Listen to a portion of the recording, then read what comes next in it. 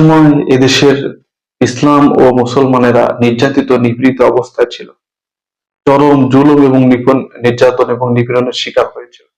আল্লাহ সুবহানাহু ওয়া তাআলা সেই জায়গা থেকে এই দেশের সংখ্যাগরিষ্ঠ মুসলমান ইসলামপন্থীদেরকে হেফাজত করেছেন, জালেমের কবল থেকে মুক্ত হয়েছে। এখন জালেমের কবল থেকে মুক্ত হওয়ার পরে আমাদের অন্যতম দায়িত্ব হলো ঐক্যবদ্ধ হওয়া, ইসলামী শক্তিগুলির মধ্যে ঐক্য রক্ষা করা, ঐক্যকে আরো মজবুত করা। কিন্তু আমরা সেটি না দেখে এখন আমরা দেখতে পাচ্ছি ইসলামী শক্তির মধ্যে কেমন যেন একটি ফাটল তৈরি হচ্ছে। আর এই ক্ষেত্রে ইসলামী দলগুলাই আবার এই বিভক্তি তৈরি করছে। এটা খুবই দুঃখজনক। আমরা দেখতে পেলাম যে ধারার যিনি দায়িত্বশীল মুফতি মনির হুসাইন কাসেমি, তিনি এই গত কয়েকদিন যাবৎ জামাতের বিরুদ্ধে অত্যন্ত হিংসাত্মক ভাবে তিনি বক্তৃতা দিচ্ছে। মানে আলেম হিসাবে এটা তাদের থেকে আসলে কাম্য না।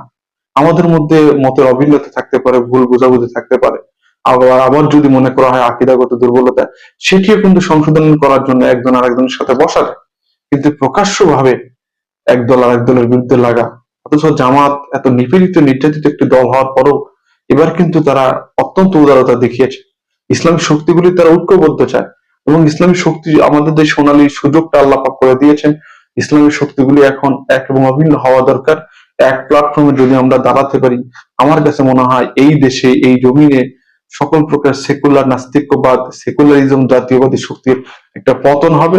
রাম বামদের যারা দোসর বা গোলাম, তাদের পতন হবে, ইসলামী শক্তির একটি বড় উত্থান হবে।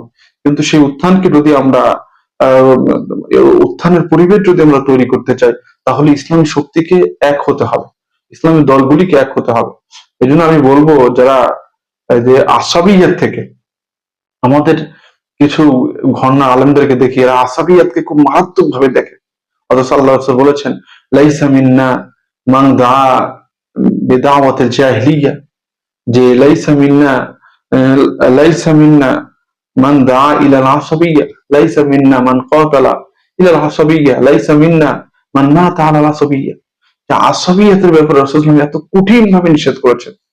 কিন্তু এই যে আমরা আসাবিয়াত, দল উপদলে বিভক্ত হওয়া কারণে এই অমুসলিম শক্তি, ইসকনের মতো শক্তিগুলি তারা আমাদের সেই আসাবিয়াতের সুযোগগুলি তারা নিচ্ছে। আসুন আমরা এখান থেকে বের হয়ে আসি, আমরা এক এবং অভিন্ন হই এবং ঐক্যবদ্ধভাবে সীসা ডলা প্রাচীরের ন্যায় ইসলামী শক্তিগুলো আমরা এবার আলাদা হয়ে দাঁড়াই, আমরা মাথা সোজা করে দাঁড়াই।